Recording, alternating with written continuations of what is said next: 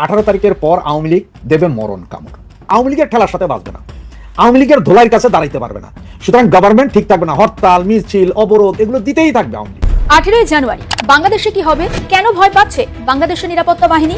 ভোটের আগে কেন ভয় পাচ্ছেন মোহাম্মদ ইউনূস? ইউনূসের ট্রুথ অ্যান্ড রিকনসিলিয়েশন মডেল তাহলে ফেল? 2026-এর নির্বাচন নিয়ে এমনিতেই সংকট চলছে, তার উপর মস্কো থেকে আসা একটা গোপন চিঠি ইউনূস সরকারের রাতের ঘুম কেড়ে নিয়েছে। পুতিনের দূত এমন আয়না দেখালেন, সোজা বার্তা, রাশিয়া আর অপেক্ষা করার মুডে নেই। 2026-এ ওখানে নির্বাচন, কিন্তু তার আগেই যে পরিস্থিতি তৈরি করা হচ্ছে তা বড় কোনো একটা ঝড়ের ইঙ্গিত দিচ্ছে। এদিকে শেষ রক্ষা হচ্ছে না ডক্টর ইউনূসের। নোবেল বিজয়ী হওয়া সত্ত্বেও 1 পয়সারও দাম দিচ্ছে না ডোনাল্ড ট্রাম্প। এজন্য আওয়ামী লীগকে ক্ষমতায় আনতে মরিয়া হয়ে উঠেছে যুক্তরাষ্ট্রের প্রেসিডেন্ট ডোনাল্ড ট্রাম্প। যে নির্বাচনটি ডক্টর মোহাম্মদ ইউনূস করতে চান সেটি বিশ্বাস করার মতো কোনো কারণ নেই যে তারা আসলে মন থেকে নির্বাচনটি চাচ্ছেন। কখনোই আমরা এই অন্তর্বর্তীকালীন সরকারের প্রধান উপদেষ্টা থেকে শুরু করে আসসালামু আলাইকুম, আমন্ত্রণ নতুন একটি সংবাদে। আবার একটি গুরুত্বপূর্ণ নিউজ আপডেট নিয়ে হাজির হয়েছি। প্রিয় দর্শক, আমাদের ভিডিওর প্রথম অংশ দেখে বুঝতে পেরেছে ঠিক আজকের নিউজটি কোন বিষয়টি ইঙ্গিত করছে। তো দর্শক, এই বিষয় নিয়ে আমি আর বেশি কথা বলছি না, চলুন দেখে আসি আজকে সেই কাঙ্ক্ষিত ভিডিও।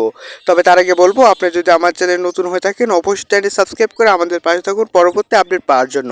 তো চলুন ভিডিও দেখে আসি। 18 জানুয়ারি বাংলাদেশে কি হবে, কেন ভয় পাচ্ছে বাংলাদেশের নিরাপত্তা বাহিনী? ভোটের আগে কেন ভয় পাচ্ছেন মোহাম্মদ ইউনূস? ইউনূসের ট্রুথ অ্যান্ড রিকনসিলিয়েশন মডেল তাহলে ফেল? খলিলুর রহমানকে ওয়াশিংটনে গিয়ে মূলত এটাই বোঝাতে হয়েছে বাংলাদেশ কিভাবে একটি বিশ্বাসযোগ্য এবং অংশগ্রহণমূলক নির্বাচন বিশ্ববাসীকে উপহার দেবে বা উপহার দিতে চায়। কিন্তু বিভিন্ন কূটনৈতিক সূত্র বলছে খলিলুর রহমানের উত্তরে আমেরিকা এখনো পুরোপুরি সন্তুষ্ট নয়।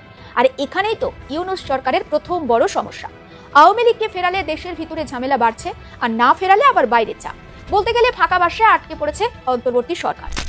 ইউনূসের ট্রুথ অ্যান্ড রিকনসিলিয়েশন মডেল হঠাৎ করে কেন ভেঙে পড়ল? বাংলাদেশের অন্তর্বর্তী সরকার একেবারে শুরুতে ভেবেছিল দক্ষিণ আফ্রিকার আদলে একটি ট্রুথ অ্যান্ড রিকনসিলিয়েশন কমিশন তারা গঠন করবে এবং বড় রাজনৈতিক সমাধান তারা বাংলাদেশে নিয়ে আসবে। অন্তর্বর্তী সরকারের আসলে পরিকল্পনাটা ছিল আওয়ামী লীগ তাদের শাসনকালে হওয়া সমস্ত ভুল স্বীকার করবে, তারা ক্ষমা চাইবে, তারপর ধীরে ধীরে তারা রাজনীতিতে ফিরবে এবং সেই রাস্তাটা করে দেবে অন্তর্বর্তী সরকার। কিন্তু আওয়ামী লীগ এই সত্য মানতে রাজি হয়নি। তাদের বক্তব্য ছিল তারা কোনো অপরাধী স্বীকার করবে না কখনোই, কারণ তারা অপরাধী করেনি সেটা তারা ভাবে। অন্তর্বর্তী সরকারও নাছোড়বান্দা, ফলে তৈরি হয় একটা বিপজ্জনক অবস্থা। হতে পারে আওয়ামী লীগ এখন বাংলাদেশে নিষিদ্ধ, কিন্তু তারা ভাঙা দল নয় এটা ভুললে চলবে না। তাদের সাংগঠনিক নেটওয়ার্ক, কর্মী এবং সমর্থকরা এখনো যথেষ্ট সক্রিয় বাংলাদেশে। আওয়ামী লীগ হয়তো ভোটে নেই, কিন্তু রাজপথে নামার ক্ষমতা তারা রাখে। ইউনূস সরকারের জন্য এটি আরেকটি বড় মাথা ব্যথার কারণ। বাংলাদেশের গোয়েন্দা সংস্থাগুলোর একটা অভ্যন্তরীণ রিপোর্ট, এবং সেই রিপোর্ট ঘিরে বেশ চাঞ্চল্য, কারণ সেই রিপোর্টে একটি তারিখের কথা বারবার উঠে আসছে। সেটি হলো 18 জানুয়ারি। 18 জানুয়ারি 2026। তাহলে কি হবে বাংলাদেশে?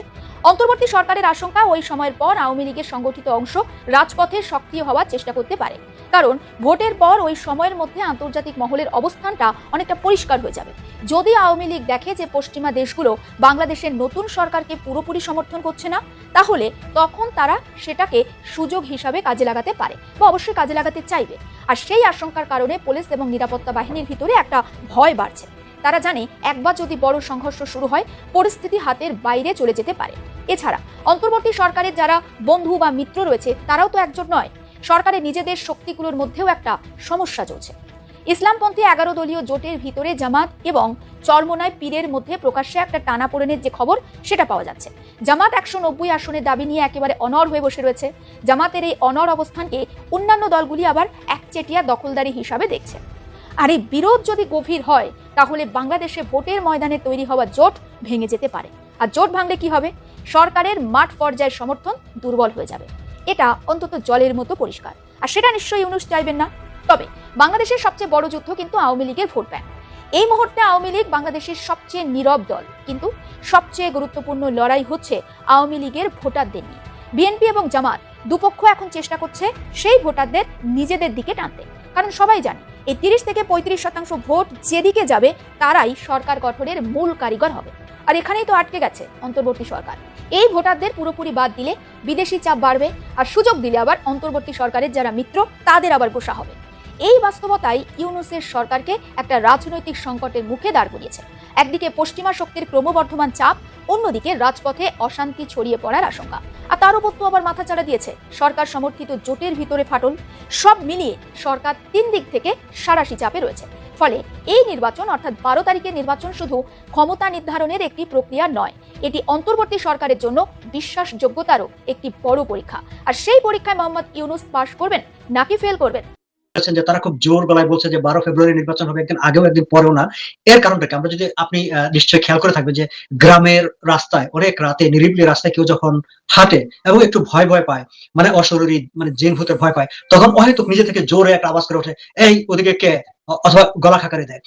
মানে নির্বাচন তারা যে চায় না সেটা মানুষ বুঝে ফেলছে কিনা সে ভয় থেকে তারা এই কথাটা খুব জোরে সোরে বলে যে না নির্বাচন যথাসময় হবে, কিন্তু সেটি আসলে বলে তারা একটা ভয় থেকে, যাতে মানুষ তাদেরকে বুঝে না ফেলে যে তারা আসলে নির্বাচন চায় না।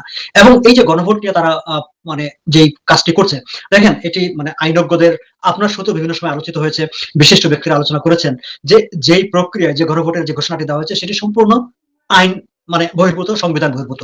কারণ আপনি গণভোট কিসের উপর করবেন? একটা আইন যখন পাশ হয় মানে সংসদ গ্রহণ করে, তারপর সেটিকে আবার গণভোটে পাঠাতে পারে জনগণের একটি মতামত নেওয়ার জন্য। যেটি আমরা 90-এর গণ আন্দোলনের পর সংসদীয় সরকারে ফিরে যাওয়ার প্রশ্নে তখন একটি গণভোট যেটি হয়েছিল সেটি, তাই না? আবার হ্যাঁ, জিয়াউর রহমান এরশাদ তারা হানা ভোট করেছিল, সেটি সামরিক শাসনের সময়।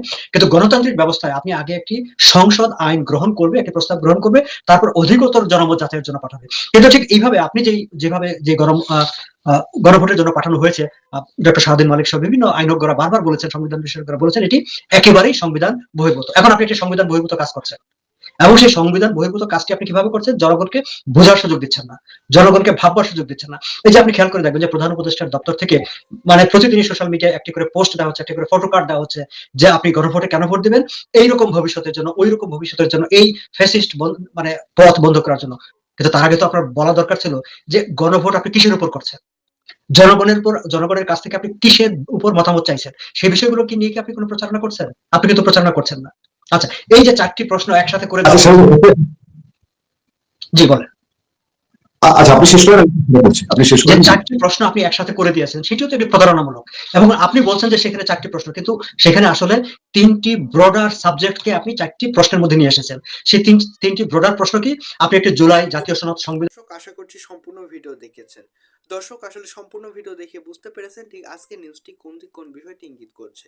দর্শক আমাদের ভিডিও সম্পর্কে আপনার মূল্যবান মতামত অবশ্যই কমেন্টস করে জানিয়ে দিন। পরবর্তী আপডেট পেতে হলে অবশ্যই যারা নতুন অবশ্যই সাবস্ক্রাইব করে রাখুন পরবর্তী আপডেট পাওয়ার জন্য। তো ধন্যবাদ, দেখা হচ্ছে নতুন কোনো ভিডিওতে। সে পর্যন্ত সবাই ভালো থাকবেন, সুস্থ থাকবেন। আল্লাহ হাফেজ। বাংলাদেশের রাজনৈতিক বিষয়ে ভিডিও নিয়ে আপনাদের সামনে হাজির হয়েছি। কি ঘটতে যাচ্ছে বাংলাদেশে কমেন্টস করে জানিয়ে দিন।